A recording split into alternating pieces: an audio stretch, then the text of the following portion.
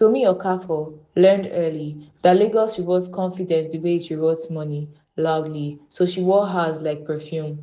On a Friday evening, she stepped out of a ride-hailing car in Ikoyi, adjusting the stripes of her small purse and smoothing down her simple but elegant dress, the kind she sold herself because her brand couldn't yet afford boutiques.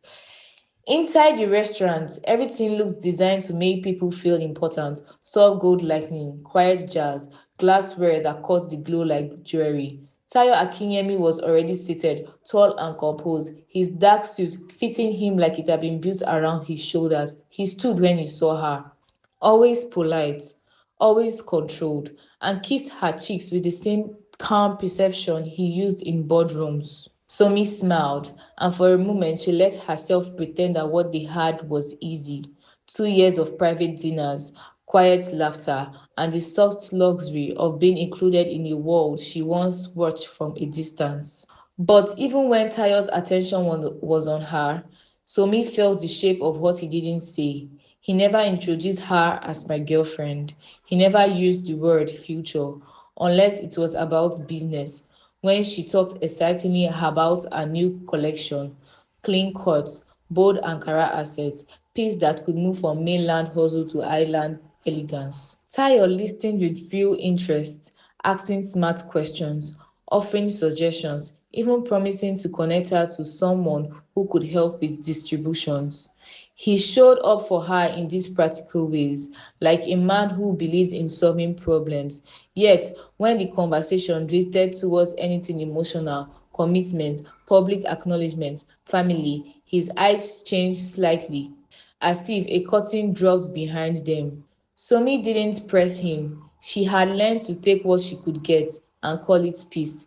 Still, as the waiter cleared their plates and the city hummed behind the tinted windows, she caught herself wondering how long Private could stay romantic before he started feeling like hiding.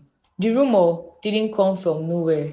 In Lagos, news traveled faster than traffic, and Somi heard it the way most people heard the things that could wreck their peace. Through a careless voice note, it was a friend of a friend gossiping with the confidence of someone who would never be affected by the fallout. Tayo Akinyemi is about to settle down. Oh. His mother has been moving mad. They've been visiting the Bayo family.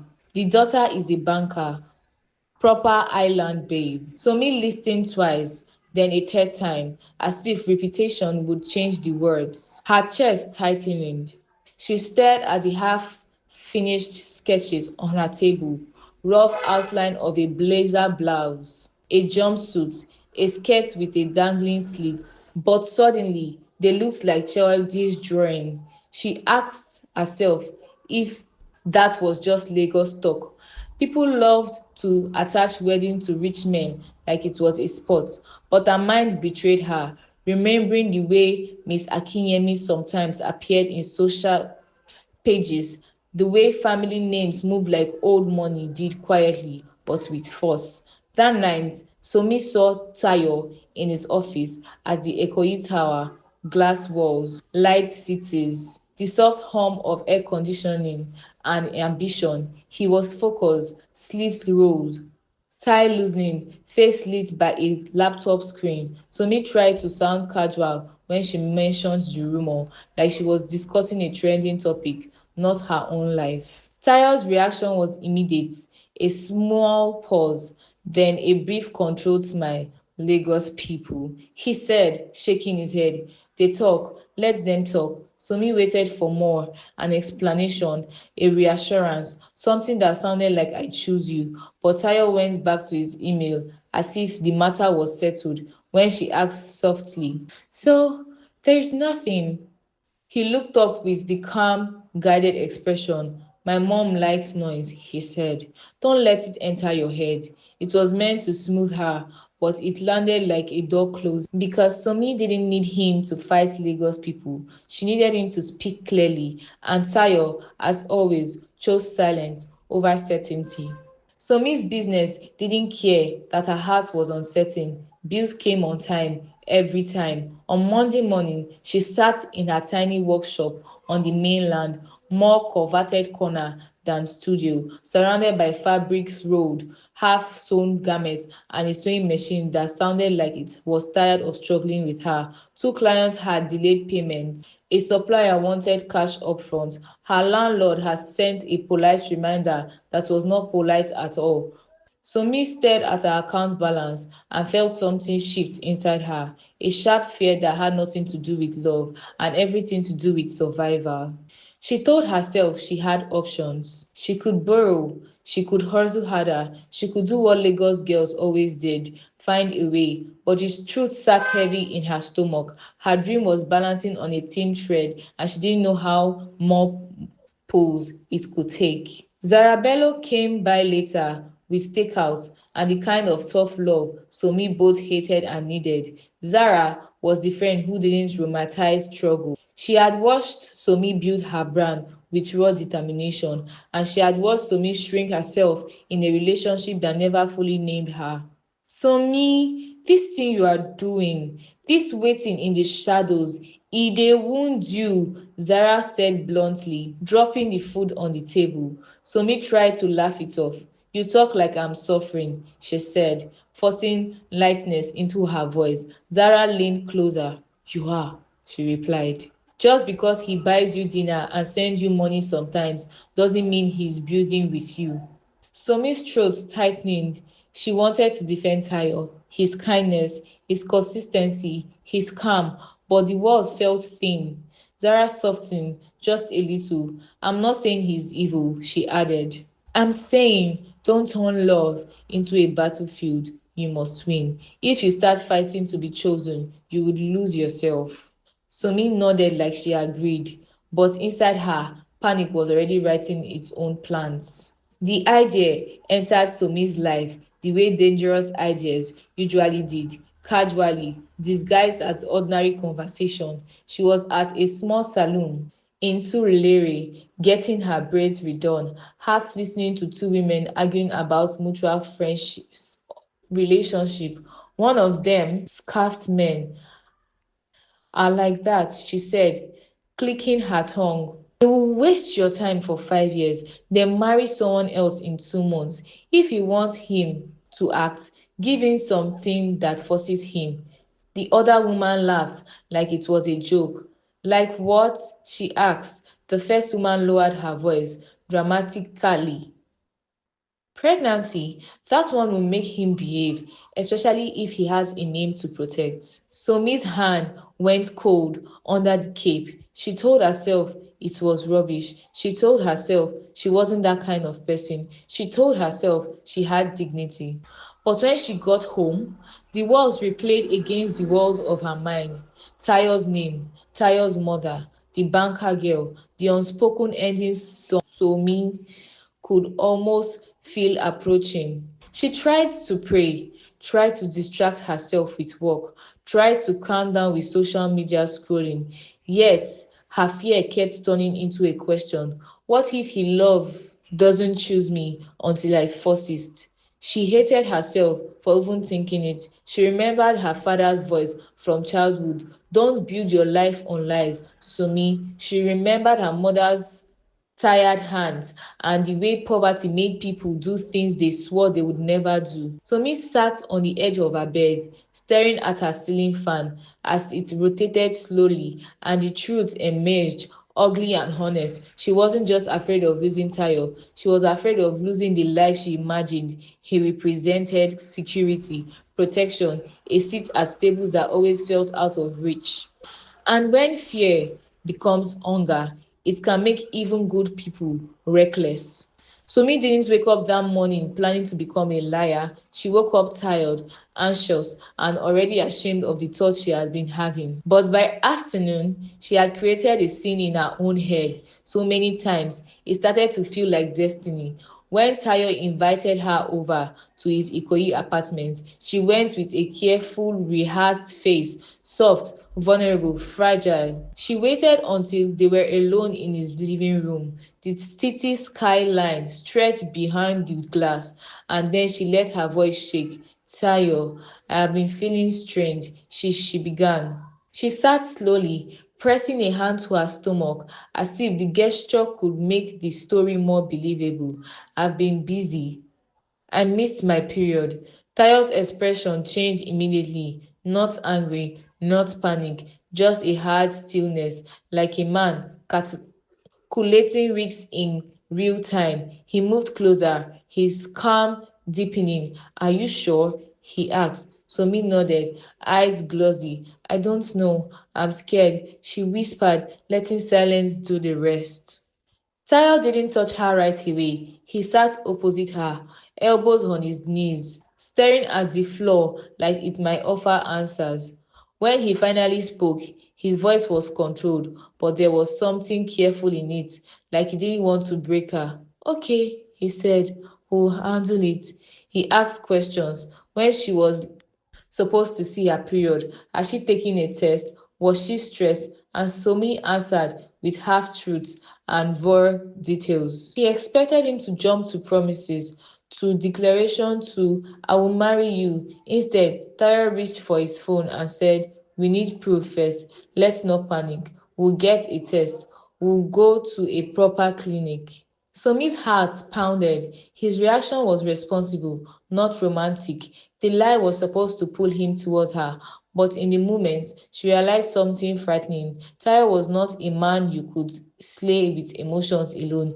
He would demand facts, and now that she had opened the door to deception, she could already see the cliff edge ahead before the next step would require something she hadn't planned for yet, evidence. The morning Somi decided to cross the line, Lagos felt unusually quiet. Even the downfall horns outside her windows sounded far away, as if giving her space to make the worst decision of her life. She sat at her dressing table, staring at the cheap pregnancy test she had bought from a pharmacy in Yoba, not to use it, but to stage it. Her hands trembled as she dipped the stripe deep briefly into a small mixture of salt and warm water, exactly as some anonymous online advice claimed would create a faint false positive. I didn't believe if it would work. Desperation had already made her believe it would. When the lines appeared, one real, one a smuggled illustration, her throat tightening, she didn't feel triumphant. She felt like someone dragging herself into quicksand. Still, fear pushed her forward. She printed a borrowed clinic report on her old dusty printer, using the details of a friend who once sent her a scanned form. Nothing about it looked clean or convincing, but she told herself Tayo wouldn't scrutinize a woman who believed he was fragile. When she arrived at Tayo's apartment in Ikoyi, the atmosphere shifted immediately. He opened the door in a grey t-shirt and joggers. He usually controlled confidence replaced with a stiff tension. Somi handed him the test strip first, the physical evidence he had asked for, and watched his face as he held it beneath the white curtain lights. His jaw clenched softly. Then she placed the printed clinic paper into his hands. Tayo didn't speak for a long time. He didn't accuse her. He didn't ask questions. He walked to the window, staring out at the blurry outline of Lagos Island. The hum of the city floating up like background noise to the chaos inside his chest. When he finally spoke, his voice was low, almost resigned. Okay, he said, if this is true, then I'll do the right things. Those words should have comforted her, but they felt like a verdict. Simi nodded, knowing there was no turning back now. She had wanted security. Instead, she had built a trap and stepped inside first. Tyler didn't propose with romance. There was no rose petals, no planned speeches, no trembling excitement. Instead, he invited Somi to his family house in Ikoyi, a place filled with ancestral portraits and quiet pressure. Miss Akinyemi was already there, seated in an armchair like a woman used to controlling outcomes. Her eyes flickered briefly to Somi's stomach, then back to her son, a silent acknowledgement of the reason they were gathered. Tayo held a small velvet box in his hand, not opening it yet, his expression unreadable, We need to protect the child, he said, and although his voice was steady, Somi felt the distance inside those words. He wasn't offering her a future, he was offering her responsibility. She swallowed hard, nodding, even as something inside her broke quietly. When he finally revealed the ring, a beautiful gold band that looked heavy in both weight and meaning, she accepted it with a forced smile. In another life, she would have screamed with joy, but now the moment felt like wearing chains disguised as jewelry. Afterwards, they sat with his mom for tea that tasted more like interrogation. Miss Akinyemi asked polite questions about Somi's upbringing, career, and plans now that life has taken a turn. She spoke softly, but every sentence carried judgment wrapped in refined language. Tayo barely met Tomi's gaze, as if he was trying to process his own emotions under a mask of duty.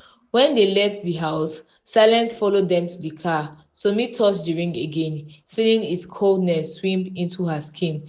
This was what she wanted, marriage, but not like this, not with a man who looked like he was carrying a burden instead of a blessing. As Tayo drove her home, his jaw tight, his shoulders tense, she realized that love obtained through fear could never bring joy. She just won the battle of his attention, but lost the foundation of his heart. 2 days after the proposal, Somi officially moved into Tayo's apartment. Now, their home, though nothing inside felt like hers, the place was beautiful in a way that felt sterile. Glass tables, grey sofas, minimalist art pieces worth more than her entire business. Tayo had arranged a room for her belongings and cleared closet space, but everything about setup screamed temporary, as if he was accommodating a responsibility, not welcoming a wife. He helped her carry boxes, speaking gently, asking if she needed anything, but none of his words held warmth. Somi tried to hide her anxiety, rearranging her clothes and placing her sewing tools carefully on a shelf. She had imagined stepping into this life with joy, maybe after a romantic proposal or a shared dreams, but instead she walked through each room like an intruder who had obtained a key through theft. Later that evening, she visited his mother's mansion for an informal welcome dinner. The table was set elegantly, the food impeccable. Yet the air felt demise with unspoken questions. Miss Akinyemi complimented Somi's dress but asked pointedly, "Will you still run that fashion thing? Motherhood requires stability, dear." Somi forced a polite smile. She could feel the true message beneath the sweet tone. "You are stepping into a family with an image. Don't disrupt it." Tayo defended her lightly, saying her work would matter to her. But even that sounded like duty, not belief. As they drove back home, Somi stared out the window at the Lekki Bridge lights, wondering if she had crossed into a world she was never meant to enter. Her phone buzzed. Zara's message, "How are you holding up?" Somi didn't answer. She didn't know yet. Marriage changed little between them, except the atmosphere. They slept in the same room, but Tayo kept to his side of the bed, always facing the window. His touch, when it came, was accidental, a brush of fingers when handling her a glass.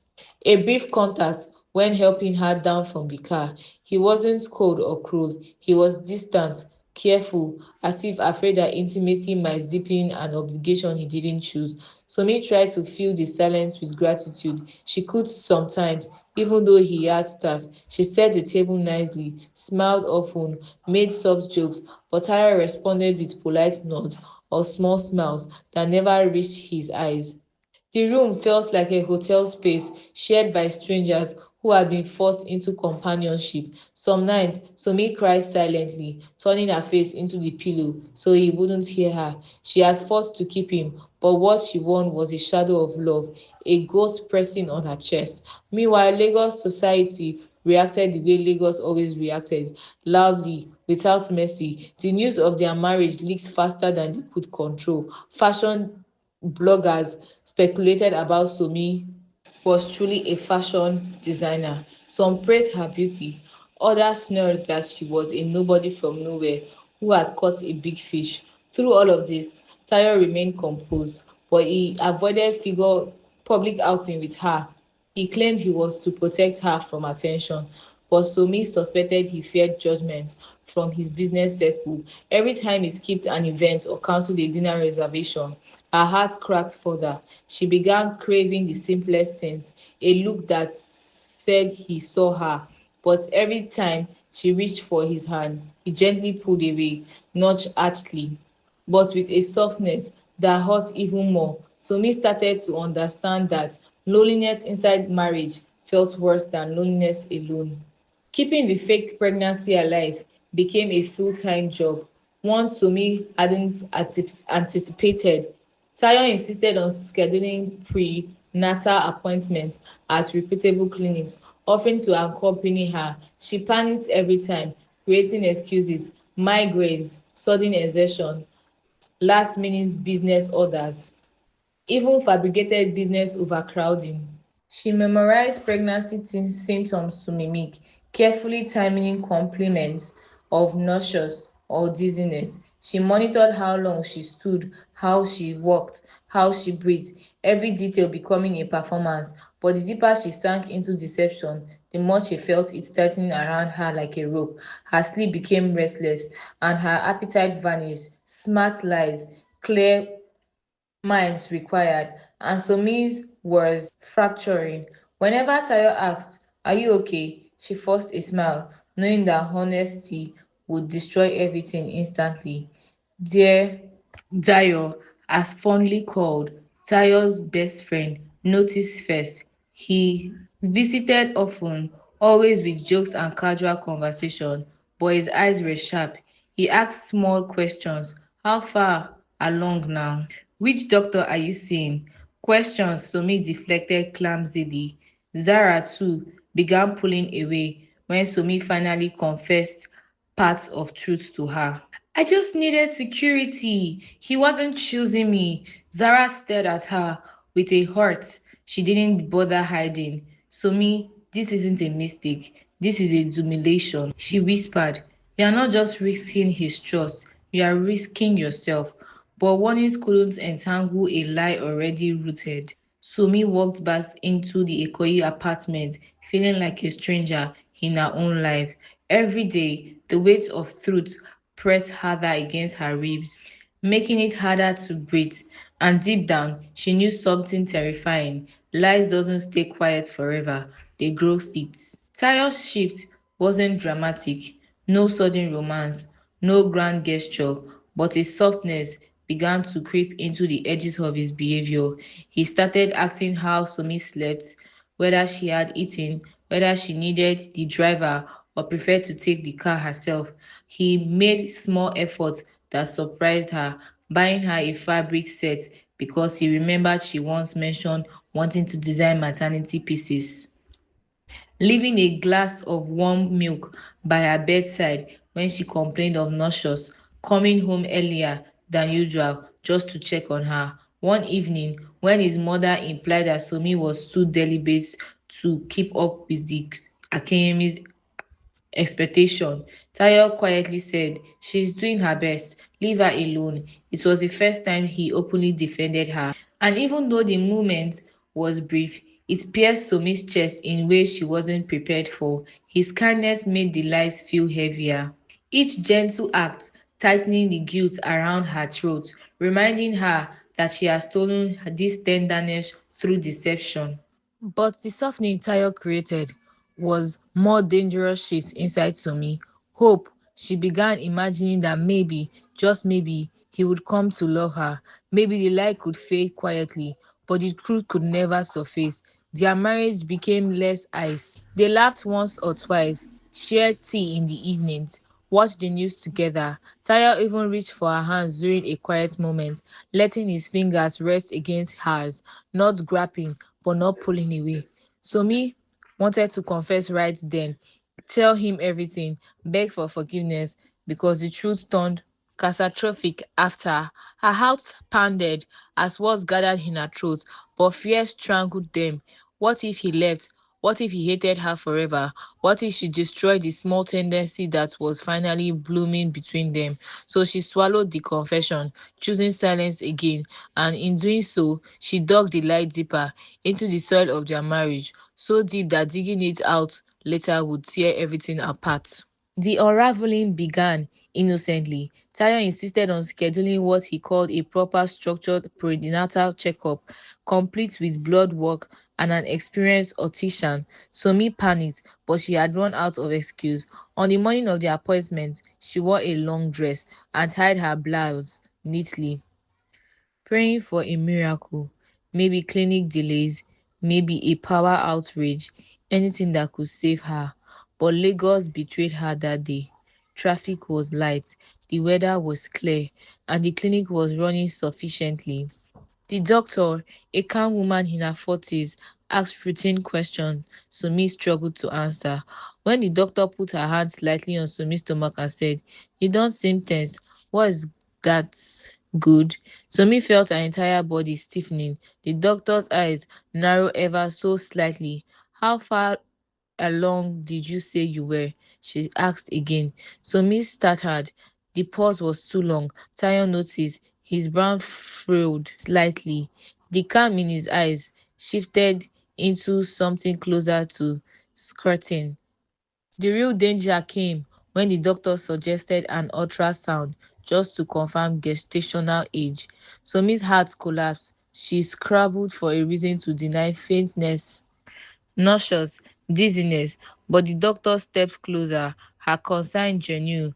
"We can do it quickly," she said. "You and the baby will be fine." In that moment, Somi's knee weakened. She whispered that she wanted air and rushed out of the consultation room before either of them could stop her.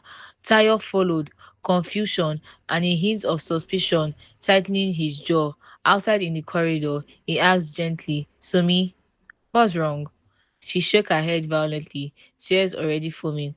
"I can't. Not today. Please." Tayo didn't push further, but his silence on the ride home was suffocating. Later that night, Miss Akinyemi called Tayo, her voice low and sharp. She had heard about the scene and she didn't believe Simi's story. Simi didn't know it yet, but from the moment forward, an investigation had quietly begun. The confrontation became intense. 3 days later, in the living room of their apartment, the same place where she had landed him the fake test strip, Tayo entered the room with a stillness that felt dangerous, holding a file in his hand. Somi recognized the clinic's logo instantly. Her legs shook. "I went back," he said simply, "alone."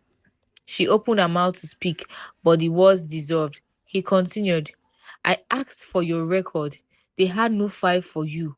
No one." His voice didn't rise, but the pain underneath it was louder than shouting. "Somi, are you pregnant?"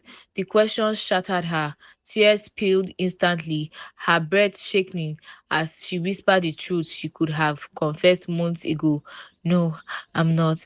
I'm so sorry." But the apology sounded useless in the space between them. Too late, too fragile, too small compared to the damage. Tayo stared back as if her words were a physical blow. His expression twisted, not just with anger, but betrayal. His hands trembled slightly. "You let me propose," he said, voice breaking.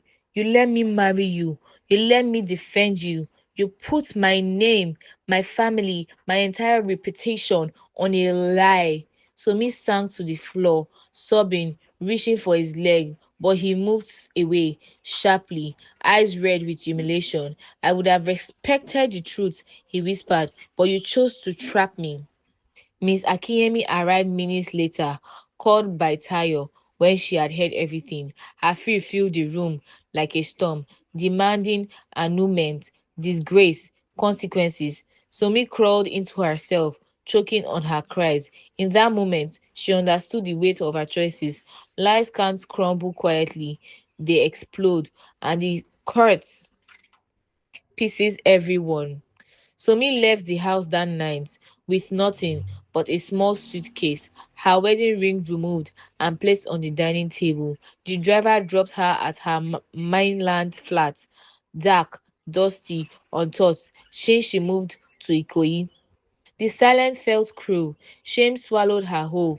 Zara came over the next morning, sat beside her on the bare floor, and held her through hours of sobbing. But even Zara, who loved furiously, told the truth plainly. You have to rebuild from where, she said softly. Not as a woman who lied, but as a woman who survived her own worst mistake. So Miss started therapy, reopened her sewing space, and forced herself to face each day. She apologized privately to clients she had disappointed during her chaotic months. She worked long nights, sewing until her fingers ached, determined to reclaim some part of her identity. It was slow, painful work, but it was honest, and honestly, she finally understood was a kind of healing. Tayo wasn't spared from consequences either. The scandal didn't go public. He ensured that. But internally, he unraveled. He stopped sleeping well, avoided social gatherings, and grew quieter at the office. Dare confronted him one afternoon with blunted honesty. Are you angry? Yes, you should. But you also cared, even if you don't want to admit it. Tayo didn't respond. He couldn't. He was still drowning in the humiliation of being manipulated, yet mourning something he couldn't name, a hope he never acknowledged, a softness that almost grew between them before the truth poisoned it. He tried to hate Somi, but the emotions didn't sit right in his chest. His mother pushed for legal separation. His friends told him to move on, but every time he passed the empty side of bed or saw her forgotten hair scarf stuck into the drawer, a quiet ache reminded him that something real had existed between them, even if it was grown inside a lie. Months passed before they saw each other again. It happened unexpectedly at a charity fashion case show in Victoria Island. Somi was presenting her new line, clean cuts, bold color accents, pieces that reflected strength rather than fear. When she stepped onto the stage to thank the audience, she carried herself with a confidence Tayo had never seen in her before. Not the desperate need to be chosen, just quiet, grounded pride. He clapped without meaning to. Something warm blooming softly in his chest. After the event, he approached her slowly, giving her space to walk away if she wanted. She didn't. They stood awkwardly at first, strangers who shared too much history and not enough clarity. Tayo finally said, "You look well." Somi smiled gently. "I'm trying." Silence followed, not heavy, not tense, just reflective. They walked outside together, the night breeze brushing past them. Somi apologized again, not tearfully, not desperately, but with maturity. "I hurt you," she said. "I hurt myself too. I wasn't someone who believed I deserved love." Tayo exhaled. The pain was still there, but softening. "I'm not ready for anything," he admitted, "but I'm not angry anymore." Their eyes met with honesty for the first time. No lies, no fear, just two people acknowledging the wreckage and the growth that followed. He asked if they could talk more another time, maybe over coffee instead of confrontation. Somi nodded. No promises, no rushing, no fairy tale reunion, just a possibility. Small, cautious, but real. And for the first time, that was enough because love built on trust, even slowly, is stronger than anything forced through fear.